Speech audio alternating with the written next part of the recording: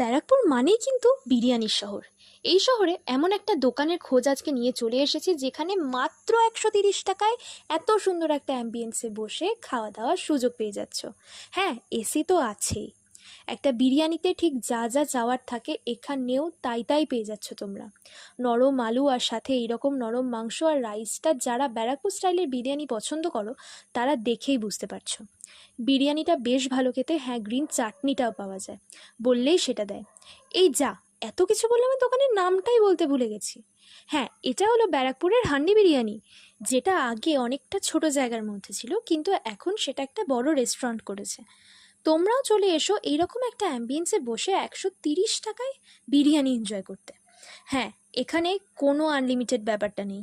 আর বাইরে 99 লেখা থাকলেও এটা কিন্তু 130 টাকাই দাম। আরও এরকম ভিডিও দেখতে চ্যানেলটাকে সাবস্ক্রাইব আর পেজটাকে ফলো করে দিও।